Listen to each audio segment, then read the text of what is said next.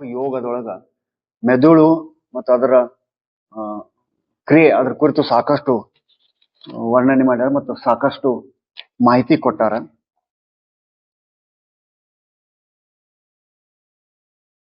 ಶಿವಯೋಗ ರಹಸ್ಯದಲ್ಲಿ ಈ ಚಿತ್ರದ ಮುಖಾಂತರ ನರಗಳನ್ನೆಲ್ಲ ನರವ್ಯೂಹಗಳನ್ನ ಪ್ಲೆಕ್ಸಿಸ್ ತೋರ್ಸ್ಯಾರ. ಮೆದುಳು ಆಗಿನ ಕಾಲದಲ್ಲಿ ಚಿತ್ರ ಹಾಕೋದು ಬಹಳ ಕಠಿಣ ಇತ್ತು, ಆ ಪುಸ್ತಕ ತಯಾರು ಮಾಡ್ಬೇಕಂತಂದ್ರೆ.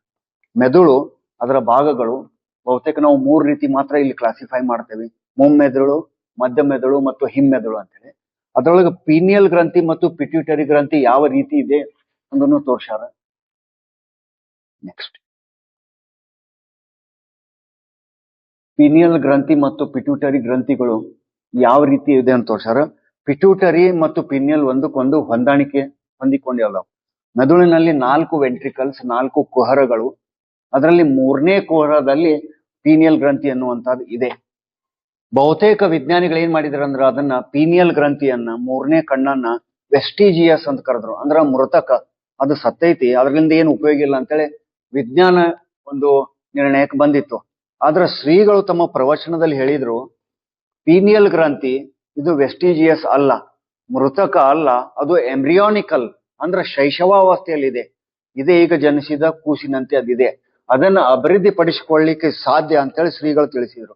ಅಂದ್ರೆ ವಿಜ್ಞಾನಕ್ಕೂ ಮತ್ತು ಯೋಗಶಾಸ್ತ್ರಕ್ಕೂ ಇರುವ ವ್ಯತ್ಯಾಸ ಇದು ಅಂತ ಹೇಳಿ. ಪೀನಿಯಲ್ ಗ್ರಂಥಿಯ ಸೈಜು ಅದು ಇರುವಂತದ್ದು, ಅದು 3ನೇ ಪಠ್ಯದಲ್ಲಿ ಯಾವ ರೀತಿ ಇದೆ ಅಂತ ಅದನ್ನ ಸ್ಪಷ್ಟವಾಗಿ ಈ ಇದ್ರೊಳಗೆ ನಾವು ನೋಡ್ಬೋದು. ಪಿಟ್ಯೂಟರಿ ಮತ್ತು ಪೀನಿಯಲ್ ಇವೆರಡು ಒಂದಕ್ಕೊಂದು ಹೊಂದಾಣಿಕೆ ಆಗಿವೆ. ಪಿಟ್ಯೂಟರಿಗೆ ರಾಜಗ್ರಂಥಿ ಅಂತ ಕರಿತೇವೆ. ಪೀನಿಯಲ್ ಇದು ಋಣಕಂಬಿ, ನೆಗೆಟಿವ್ ಪೋಲ್ ತರ ಇರ್ತೈತೆ ಅಂತ ಹೇಳಿ ಅದನ್ನ ಶಿವ ಶಕ್ತಿಯರ ಸಾಯುಜ್ಯದೊಳಗೆ ಇದನ್ನ ನೆಗೆಟಿವ್ ಅಂದ್ರೆ ಶಿವನಲ್ಲಿ ಐಕ್ಯವಾಗೋದನ್ನ ಯಾಕೆ ಕರೀತಾರಂತಂದ್ರೆ ಶರಣರು ವಚನಶಾಸ್ತ್ರದಲ್ಲಿ ಪೀನಿಯಲ್ ಇದು ನೆಗೆಟಿವ್ ಪೋಲ್, ಋಣ ಧಾತುವನ್ನು ಹೊಂದಿದಂತ ಒಂದು ಗ್ರಂಥಿ, ನಿರ್ನಾಳ ಗ್ರಂಥಿ. ಇನ್ನ ಮೆದುಳಿನ ವ್ಯವಸ್ಥೆಯನ್ನ ನೋಡಿದೀವಿ ಅಂದ್ರ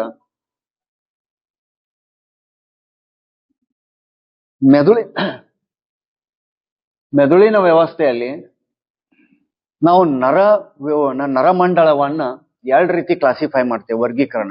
ಒಂದು ಕೇಂದ್ರೀಯ ನರಮಂಡಲ, ಮತ್ತೊಂದು ಪರಿಧಿ ನರಮಂಡಲ ಅಂದ್ರೆ central nervous system and peripheral nervous system ಅಂತ ಹೇಳಿ.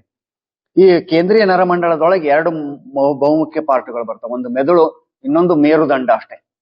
ಪೆರಿಫೆರಲ್ ಪರಿಧಿಯ ನರಮಂಡಲ ವ್ಯವಸ್ಥೆ ಒಳಗ ಎಲ್ಲಾ ನರಗಳು ಅಲ್ಲಿ ಬರ್ತಾವ. ಈ ಕೇಂದ್ರೀಯ ನರಮಂಡಲದೊಳಗ ಪರಿಧಿ ನರಮಂಡಲದೊಳಗ ಅಂದ್ರ ಪೆರಿಫೆರಲ್ ನರ್ವಸ್ ಸಿಸ್ಟಮ್ದೊಳಗ ಮತ್ತೆ 2 ಭಾಗ, ಮೋಟಾರ್ ಅಂಡ್ ಸೆನ್ಸರಿ ಅಂತ ಹೇಳಿ.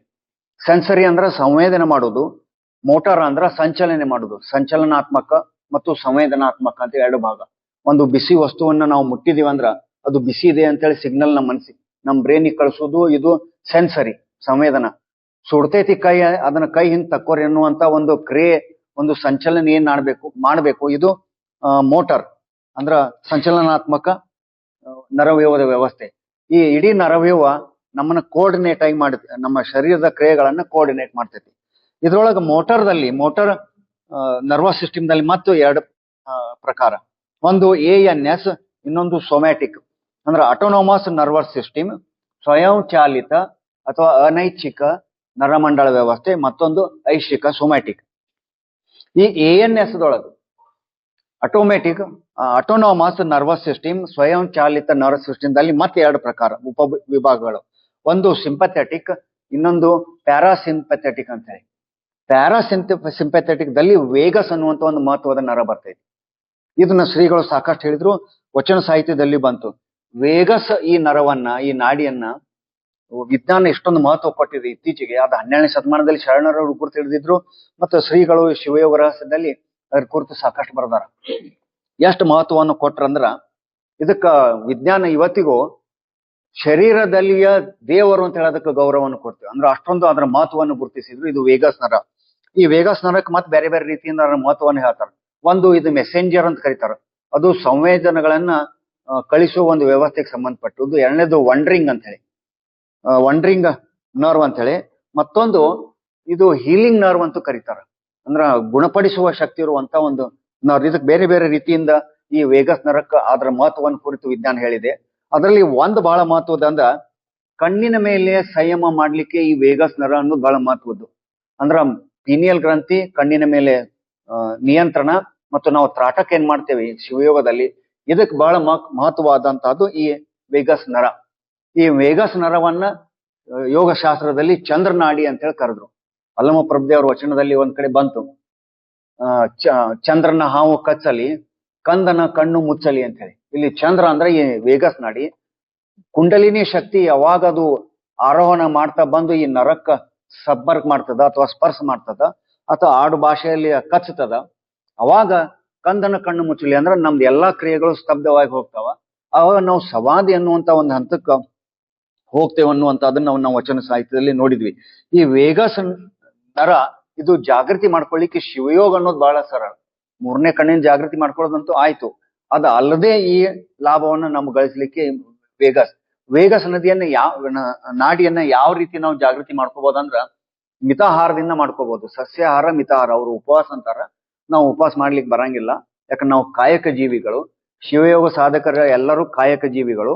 ನಾವು ಮಿತಾಹಾರದಿಂದ ಅದನ್ನ ವೇಗಸ್ ನರವನ್ನ ಜಾಗೃತಿ ಮಾಡ್ಕೋಬಹುದು. ಎರಡನೇದು, ಈ ಕುತ್ತಿಗೆ ಭಾಗದಲ್ಲಿ ಮಸಾಜ್ ಮಾಡ್ಕೊಳ್ಳೋದ್ರಿಂದ ಆಗ್ತೈತಿ. ಬಹಳ ಉಷ್ಣ ಅಥವಾ ಬಹಳ ಶೀತ ಸ್ನಾನ ಮಾಡೋಕ್ಕಿಂತ ಮಧ್ಯಮ ಸ್ನಾನವನ್ನು ಮಾಡೋದ್ರಿಂದ ವೇಗಸ್ ನದಿಗೆ ಒಂದು ಸಂಚಲನೆ ಸಿಗ್ತೈತಿ. ಕಣ್ಣಿನ ಮೇಲೆ ಸಂಯಮ ಮಾಡೋದ್ರಿಂದ, ತ್ರಾಟಕ ಮಾಡೋದ್ರಿಂದ ವೇಗಸ್ ನದಿಯನ್ನ ನಾವು ಜಾಗೃತಿ ಮಾಡ್ಕೋಬಹುದು.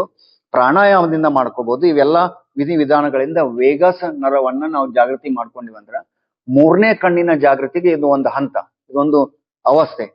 ಇನ್ನ ನರ್ವಸ್ ಈ ನರ ವ್ಯವಸ್ಥೆಯಲ್ಲಿ ಮೂಲತಃ ಈ ಇಡೀ ವ್ಯವಸ್ಥೆ ನಿಂತಿದ್ದು ನ್ಯೂರಾನ್ ಅಂದ್ರೆ ನರಕೋಶದ ಮೇಲೆ ನಿಂತಿದೆ. ಯಾವ ರೀತಿ ನಮ್ಮಲ್ಲಿ ಜೀವಕೋಶ ನಮ್ಮ ಶರೀರದ ಮೂಲ ಘಟಕ, ಹಂಗ ನರಕೋಶ ನ್ಯೂರಾನ್ ಇದು ನರ ವ್ಯವಸ್ಥೆಯ ಮೂಲ ಘಟಕ. ಎರಡು ನರಕೋಶಗಳು, ಎರಡು ನ್ಯೂರಾನ್ಗಳು ಒಂದಕ್ಕೊಂದು ಫಿಸಿಕಲಿ ಸಂಪರ್ಕ ಹೊಂದಿಲ್ಲ.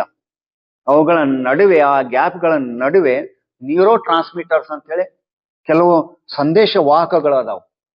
ಇವು ಏನ್ ಮಾಡಾವ ಅಂದ್ರೆ ಎರಡು ಪ್ರಕಾರ, ಇಲೆಕ್ಟ್ರಿಕಲ್ ಮತ್ತು ಕೆಮಿಕಲ್, ರಾಸಾಯನಿಕ ಮತ್ತು ವಿದ್ಯುತೀಯ. ಇವುಗಳಿಂದ ಅವು ಕೊಂಡಿ ಅಥವಾ ಸಂಪರ್ಕವನ್ನು ಹೊಂದವು ನ್ಯೂರಾನ್ಗಳ ನಡುವೆ. ಈ ನ್ಯೂರೋ ಟ್ರಾನ್ಸ್ಮಿಟರ್ಸ್ ದೊಳಗ ಬಹಳ ಮಹತ್ವದಂತ ಅಂದ್ರ ಬ್ರೇನ್ ಪಿನಿಯಲ್ ಗ್ರಂಥಿಯಿಂದ ಉತ್ಪತ್ತಿ ಆಗುವಂತ ಒಂದು ರಸದೂತ, ಒಂದು ಹಾರ್ಮೋನ್, ಅದು ಮೆಲಟೋನಿನ್ ಅಂತ ಹೇಳಿ. ಅನೇಕ ರೀತಿಯ ಇವು ನ್ಯೂರೋ ಟ್ರಾನ್ಸ್ಮಿಟರ್ಸ್ ಅದಾವು. ಅದರಲ್ಲಿ ಮೆಲಟೋನಿನ್, ಸೆರೆಟೋನಿನ್, ಡೋಪಾಮಿನ್, ಅಡ್ರಿನಲಿನ್, ಎಫಿನೆಫ್ರಿನ್ ಇವೆಲ್ಲ ಬರ್ತಾವ. ಅದರೊಳಗೆ ಒಂದು ಮಾತ್ರ ನಾವು ಉದಾಹರಣೆ ತಗೊಂಡು, ಇದು ಮೆಲಟೋನಿನ್ ಅಂತ ಹೇಳಿ. ಪಿಟ್ಯೂಟರಿ ಗ್ರಂಥಿ ಅಥವಾ ಮೂರನೇ ಕಣ್ಣಿನ ಜಾಗೃತಿ ಆದಾಗ ಅದರಿಂದ ಒಂದು ರಸದೂತ ಏನು ಹೊರಗೆ ಬರ್ತೈತಿ, ಇದು ಮೆಲಟೋನಿನ್. ಈ ಮೆಲಟೋನಿನ್ ಬದಲ ಬಹಳ ಹಿಂದೆ ಯೋಗ ಶಾಸ್ತ್ರದಲ್ಲಿ ಗುಡಾಕೇಶ ಅಂತ ಹೇಳಿ ಕರೆದ್ರು. ಅಂದ್ರೆ ಶಿವನ ಮತ್ತೊಂದು ಹೆಸರು ಗುಡಾಕೇಶ. ಶಿವನಿಗೆ ಮತ್ತು ಅರ್ಜುನನಿಗೆ ಈ ಹೆಸರಿನಿಂದ ಕರೀತಾರೆ. ಇದನ್ನ ನಾವು ಗಾಢ ನಿದ್ರೆ ಅಂತ ಕರಿತೇವೆ, ಆಡು ಮಾತಿನಲ್ಲಿ ಗಡದ ನಿದ್ದೆ ಅಂತ ಕರಿತೇವೆ. ಗುಡಾಕೇಶ ಅನ್ನೋದು ಈ ಮೆಲಟೋನಿನ್ನ ಅದು ಪರಿಣಾಮ. ಅಂದ್ರೆ ನಾವು ಇವತ್ತಿನವರೆಗೂ ಹುಟ್ಟಿದ ಮೇಲೆ ಒಂದು ಕೂಸು ಸುಮಾರು 18 ತಾಸು ಮಲ್ಕೋತೈತಿ ಅಂತ ಹೇಳಿ ಅದರ ಪ್ರಗತಿ, ಅದರ ಡೆವಲಪ್ಮೆಂಟ್ ಬಹಳ ಫಾಸ್ಟ್ ಇರ್ತೈತಿ. ವಯಸ್ಸಾದಂಗ ನಮಗೆ ನಿದ್ದೆನೆ ಬಂದಿಲ್ಲ, ನಾವು ನಿಜವಾದ ನಿದ್ದೆಯನ್ನ ಮಾಡಿಲ್ಲ. ಅದು ಯೋಗ ನಿದ್ರೆ ಆಗ್ಬೇಕು ಅಥವಾ ಈ ಗೂಢ ನಿದ್ರೆ ಅಥವಾ ಗುಡಾಕೇಶ ಆಗ್ಬೇಕು. ಯಾಕಂದ್ರೆ ಮೆಲಟೋನಿನ್ ಉತ್ಪತ್ತಿ ಸರಿಯಾಗಿ ಆಗ್ತಾ ಇಲ್ಲ. ಅದನ್ನು ಸರಿ ಮಾಡ್ಕೋಬೇಕಂತಂದ್ರೆ ನಮಗೆ ಶಿವಯೋಗ ಸಹಾಯಕ. ಶಿವಯೋಗ ಅನ್ನೋದರ ಉಪಯೋಗ ಏನೈತಂದ್ರೆ ಕೇವಲ ಮೂರನೇ ಕಣ್ಣು ಅಂತ ಅಷ್ಟಕ್ಕೆ ಕುಡ್ರು ಬೇಡ, ಅದು ಸ್ವಲ್ಪ ಸ್ಫುರಣ ಆದ್ರೂ ಸಾಕಂತ ಹೇಳಿ ಶ್ರೀಗಳು ಹೇಳ್ತಿದ್ರು.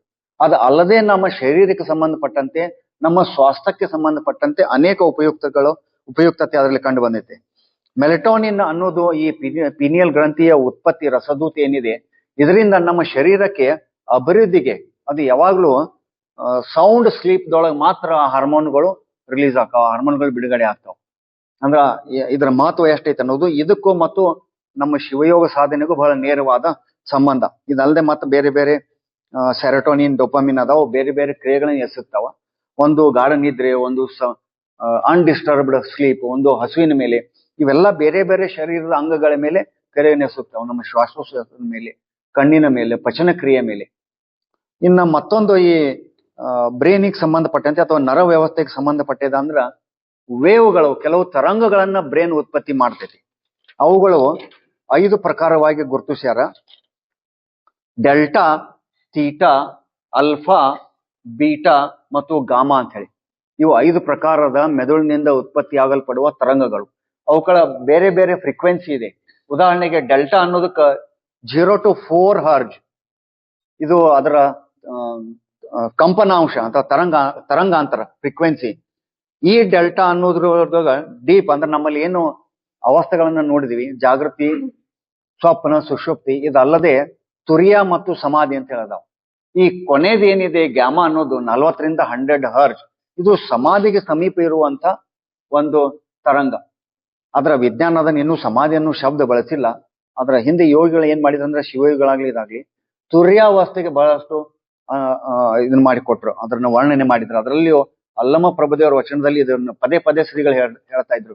ಮದಗಜ ಮದಗಜ ಅಂತ ಹೇಳಿ. ಒಂದು ಆನೆಗೆ ಏನು ಮದ ಬರ್ತೈತಿ ಅವಾಗ ಅದ್ರ ತಲೆ ಮೇಲೆ ಒಂದು ಗಂಟು ತಯಾರಾಕೈತೆ ಅಂತ ಅನೇಕ ಜನ ಹೇಳ್ತಾರೆ. ಆ ಗಂಟು ಯಾಕೆ ತಯಾರಾಕೈತಂದ್ರೆ ಆ ಹಾರ್ಮೋನುಗಳು ಯಾವ್ದೋ ಕಾರಣಕ್ಕಲ್ಲಿ ಸಂಗ್ರಹ ಆಗಿಬಿಡ್ತಾವ. ಅವಾಗ ಅದ ಮದ ಬಂದು ಅದು ಹುಚ್ಚುತನ ಅಲ್ಲ. ಹುಚ್ಚುತನ ಬೇರೆ, ಮದ ಬರುವುದು ಬೇರೆ. ಇಲ್ಲಿ ಮದ ಗಂಟು ಅದಕ್ಕೆ ಅವಾಗ ಮಾವುತನಿಗೆ ಗುರ್ತಾತಂದ್ರ ಇಮಿಡಿಯೇಟ್ಲಿ ಆ ಅಂಕುಶ ತಗೊಂಡು ಅದನ್ನ ಹಣಿ ಮೇಲೆ ಆ ಗಂಟು ಹೊಡಿತಾನ. ಇಲ್ಲ ಅದ್ರ ಅದು ಏನ್ ಬೇಕಾದ ದಾಳಿ ಮಾಡಬಹುದು. ಅದಕ್ಕೆ ಅಲ್ಲಮ ಪ್ರಭುದೇವರ ವಚನದಲ್ಲಿ ತುರ್ಯ ಅವಸ್ಥೆಗೆ ಸಮಾಧಿಕ್ಕಿಂತ ಮುಂಚೆ ಈ ಅವಸ್ಥೆಯನ್ನ ಅವ್ರು ಈ ಮದಗಜದಂತೆ ಉದಾಹರಣೆ ಕೊಟ್ರು. ಇಲ್ಲೇ ಈ ಗ್ಯಾಮಾ ತರಂಗಗಳು ಉತ್ಪತ್ತಿ ಆಗೋದ್ರ ಒಂದು ಉದ್ದೇಶ, ಒಂದು ಸಂಕೇತ. ಇದನ್ನ ಸಮಾಧಿಗೆ ಸಮೀಪ ಇರುವಂತ ಒಂದು ಫ್ರೀಕ್ವೆನ್ಸಿ ಅಂತೇಳಿ ಗುರ್ತು ಮಾಡ್ಯಾರ. ಇದ್ರೊಳಗ